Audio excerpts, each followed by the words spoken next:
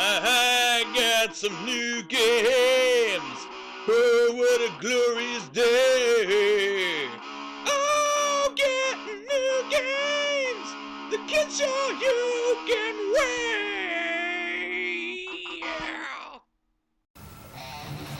Hello everybody, Jim here with another big mess of pickups. A lot of games this past couple of weeks, a lot of really good games too. So I'm going to start off with these two stacks of Mega Drive games. Now this stack over here is a stack of an incredibly loud motorcycle. This stack of games is all a bunch of sports games that I got for $1 a piece. So, well, they're not really very good games. Whatever, they add to the collection. We've all been there. We've all bought shitty sports games before. Now this first game, I first heard of because Johnny the Decimator and Captain Goyle of Slime TV were chopping it in half and smashing it with a mallet. This is Joe Montana Sports Talk Football 2, or Joe Montana 2 Sports Talk Football. Either way, it's kind of a shitty title, Sports Talk Football. You're playing the game. I kind of figured they probably called it Sports Talk Football because of all the speech that's in the game. Maybe that was new at the time or something, voice in the game, I don't know, whatever. But it's Joe Montana 2 Sports Talk Football. I am going to provide a link in the description to two men destroying this game for their own sick fun. So go check that out. Sports Talk Football 2, I suppose. This one, super real basketball. Certain for the time it came out that this was considered to be super real, but it's just another shitty basketball game now. Then we have NBA Pro Basketball. I believe it's Bulls versus Lakers. Again, another 5-on-5 basketball game that isn't really all that fun. But it was $1, and check out the amount of inserts that came with this. It's crap all over in here, just falling, busting out of this case. Hey, EA Sports, their inserts back in the day, they jammed a lot of crap in there. We have a copy of Super Volleyball.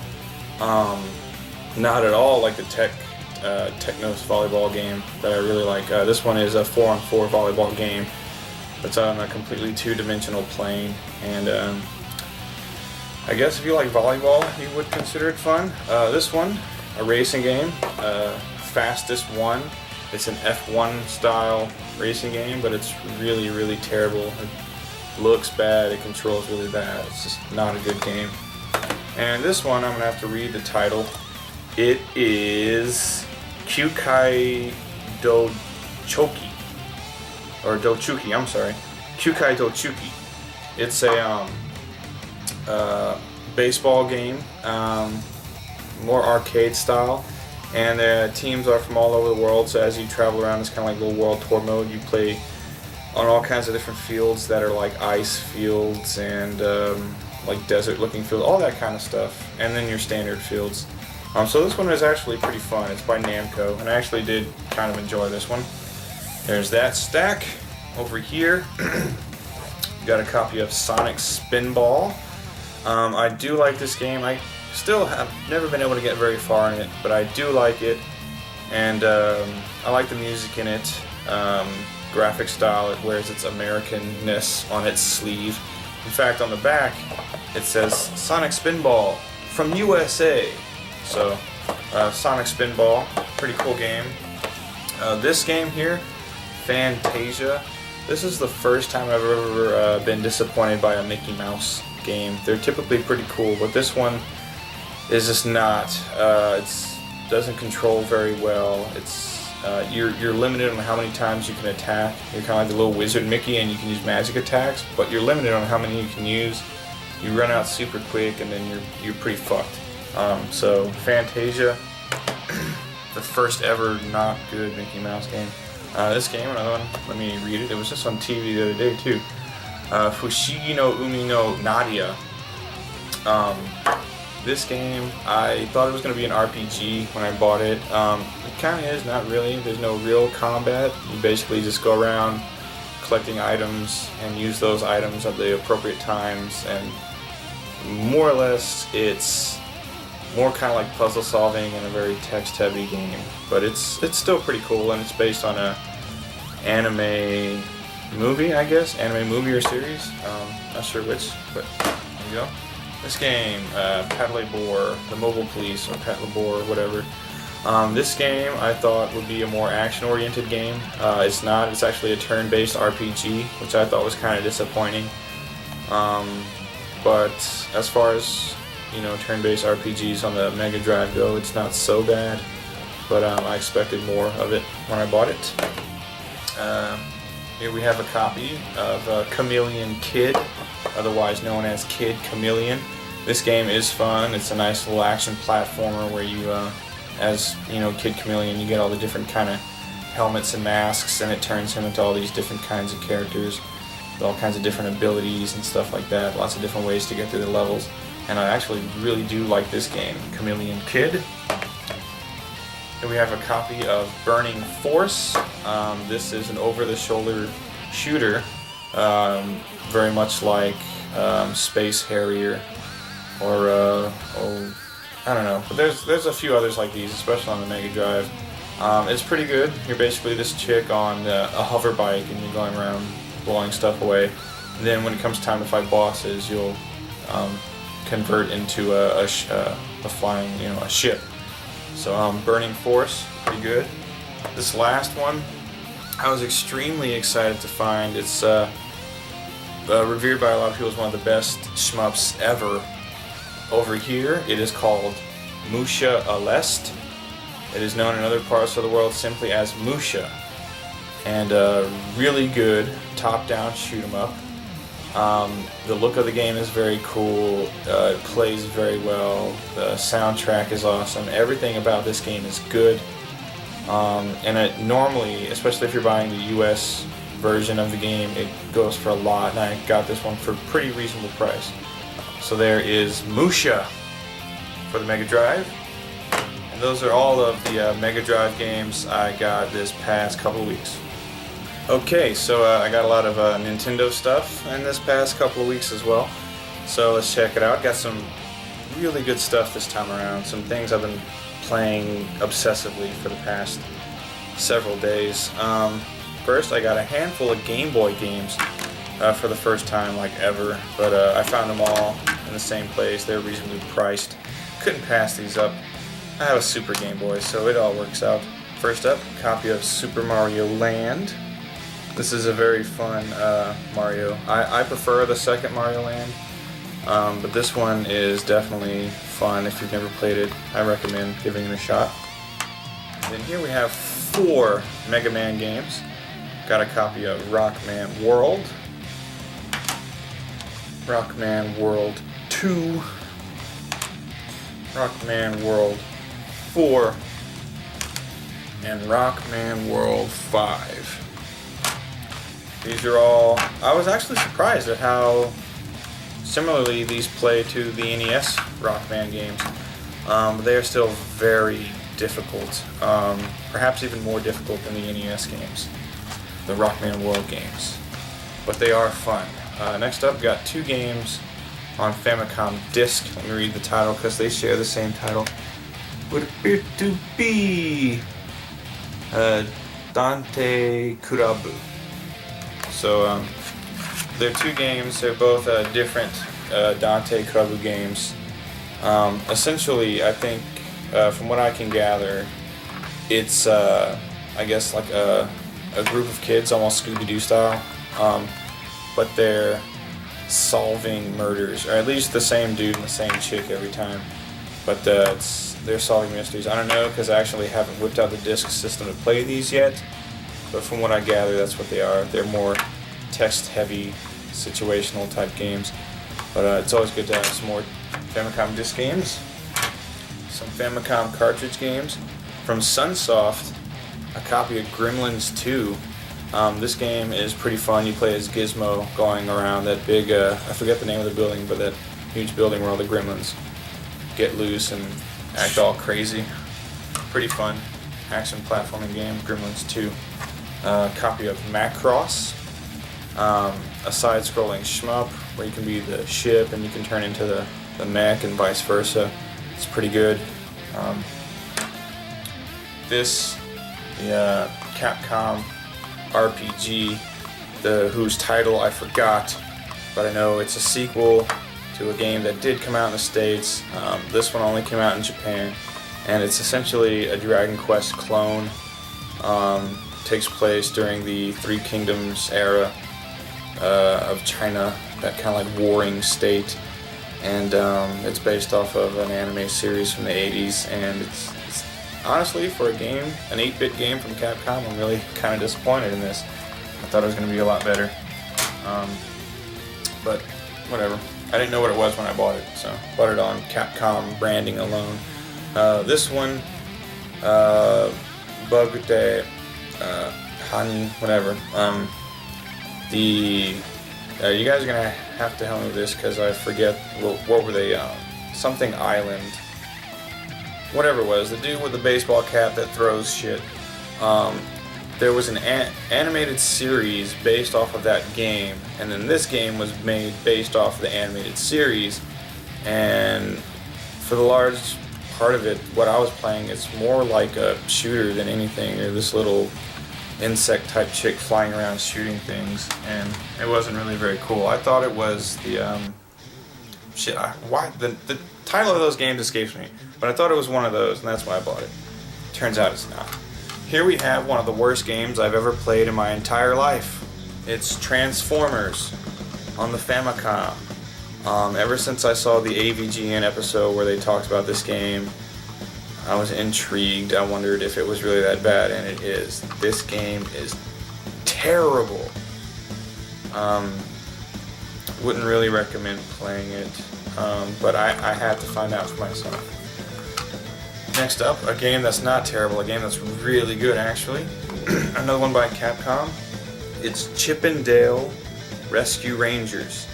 This game is fun.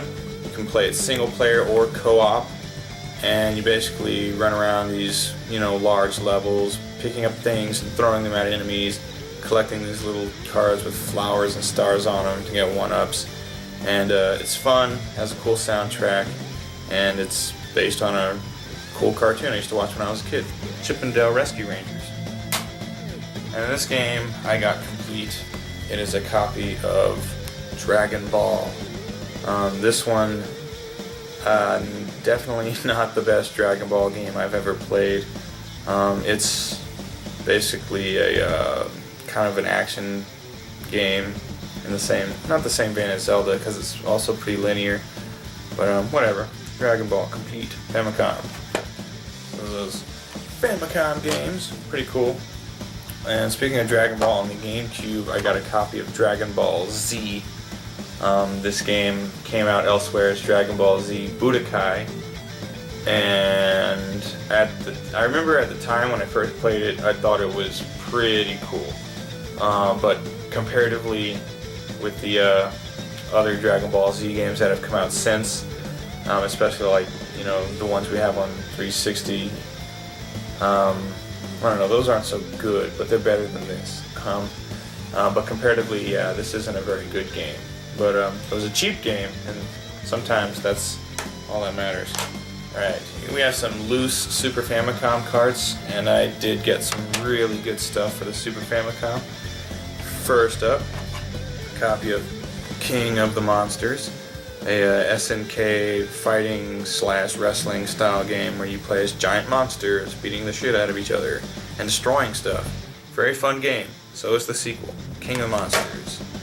Next up, really good shmup. This was actually, because there's another one down at the bottom, this was a good week of shmups for me. This is Darius Twin. The Darius games are always really good. So this one, no exception, Darius Twin. Here we have Super Ginjin, otherwise known as Super Bonk. Just a bonk game for the Super Famicom. Kind of takes place in a more modern day setting, or at least the first level does, and then you're off to this crazy island that is more like traditional bonk games. This game, another good Disney title by Capcom. I first heard of this when I was watching one of those Mike Matei videos where he just talks about random game series. This one is Donald Duck in Maui Mallard, known elsewhere as Maui Mallard is Cold Shadow or something. Cold Shadow is the other alter ego, but it is Donald Duck. It's a very fun action platformer where you're collecting treasure, and you'll be sometimes Maui Mallard, who uses a gun for combat, and you'll sometimes be, you can switch back and forth eventually between him and his alter ego Cold Shadow, who's kind of like this ninja duck who fights with a bow staff, and you get a lot of extra things you can do with him, swinging around from this and that. And anyway, it's very cool. The graphics are great, the music is really awesome, and it's very fun to play. So definitely, if you get a chance, check out Maui Mallard, aka Cold Shadow. Really good game. And this last one, another great shmup. Some people call it the best shmup of all time, actually. It's by Capcom. It's called Area 88, known elsewhere as UN Squadron. And this is a fantastic game. You basically start with a single plane that you can use. You're moving around this large kind of like war planning board, going to all these different levels. Some are more air combat, some are more about destroying installments on the ground, installations on the ground, and it's very cool. You level up your planes, you earn money, you buy new planes and weapons, and it's just a really, really great shoot 'em up by Capcom. Area 88, aka UN Squadron. Check it out. Lastly, 3 boxed and complete games. First up, Hokuto no Ken 6, Fist of the North Star 6. I'm getting these simply for the sake of collecting all of the Fist of the North Star games complete, just because of what a big fan of the series I am. But this and 7 are 2 absolutely horrid games. They're just terrible. So yeah, if I'd say skip on this and part 7, because they're 2 really crappy 2D fighters. But either way, I have Hokuto no Ken 6 boxed and complete. Next up, game by Midway. It's Smash TV. This game is super fun, single player or co-op. Always love this game. Great arcade shoot 'em up style. Really fun run and gun, and I find it really interesting that they looked all the way ahead to 1999 and thought that this was going to be the state of things. I guess they did not have a lot of faith in humanity. Luckily, we haven't devolved to this yet, but Smash TV is a very good game, and then this game is an amazing game. Hadn't played it for a long time, over a decade, and I saw it, I had to get it. It's Blackthorn. It is developed by Blizzard. This game is great. It's a lot like the early Oddworld games, except you have a shotgun and grenades. So, need I say more? Graphically, pretty damn good. Sound is good. Gameplay is really fun. A lot of puzzle solving involved and some light combat. Blackthorn. I definitely recommend, if you ever get the chance, play this one. Really excellent game. And that's all the Nintendo stuff for this past couple of weeks. So, yeah. Okay, and here's all the CD-based stuff I got this past couple of weeks. Again, some really good stuff. So let's check it out. 4 games for the Neo Geo CD. First up, a copy of Super Baseball 2020, which I hope baseball will become like this eventually. It's more or less a modified Baseball Stars, played with futuristic, fields and everything, where sometimes there are paths where you can jump and you'll jump higher and catch balls, preventing home runs. The teams are made of mixed men, women, and robots, which is pretty cool. Graphically good, sound is good, it's really fun. It's what I'd expect from a good Neo Geo CD game. So, Super Baseball 2020. Speaking of, here's Baseball Stars 2, which is my second favorite baseball game ever, actually. The first being Mario Baseball on the GameCube. This game is fun, really fun. I can't stress that enough. It's fun to play. It's really fun to look at. It's graphically very impressive. All these cartoonish caricatures of all these baseball players is really cool. And it's constantly, just visually, there's just constantly shit going on. Just screens popping in with people yelling, strike or home run, or, you're running, and everything zooms in on the players. And it's really good, really cool to look at, fun to play, excellent arcade baseball action. It's Baseball Stars 2, the Neo Geo CD, super fun. Here we have a game. It's more or less an action, not really a platformer so much, more just an action game. It's Top Hunter, and visually it has a lot in common with Metal Slug, but it does not play very much like Metal Slug.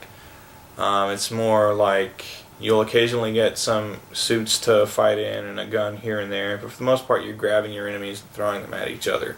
And you can jump into the foreground and background like a Fatal Fury game or something. So it is pretty fun. Top Hunter is good. Not the best game of its kind. There are a lot of other 2D side-scrolling action games that are a lot better, but it is still good.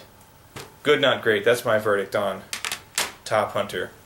And then lastly on the Neo Geo CD, a fighting series that I like a lot. It's World Heroes. This game is very much a Street Fighter clone. That's okay. It does some things Street Fighter didn't do, but one thing in particular really that I love a lot is that when you play the arcade mode, you can play either just a regular arcade mode where you fight each character in their individual stage, or you can choose deathmatch mode, which you'll fight all the characters but in all these different rings with all these hazards everywhere. And that's, to my knowledge, the first time that was ever thrown into a 2D fighter like this. So the ring ropes can be electrified or on fire, or there can be landmines in the ring, all kinds of crazy stuff. And it really adds, just something so simplistic adds a lot of depth to the fighting in this game. So World Heroes, the entire series is good. Check it out. Alright, next up, I got one game for the Sega Mega CD. I don't even have a Mega CD. I intend to get one as soon as I can find a Model 2 Mega Drive. But when I saw this game for like $4, I had to get it. It's Lunar, the Silver Star. All Lunar games are worth getting, regardless of anything. So when I saw Lunar, I was like, yeah, I'm gonna get that. I'll eventually have a Mega CD, and then I'll have some freaking Lunar to play on it. So there you go.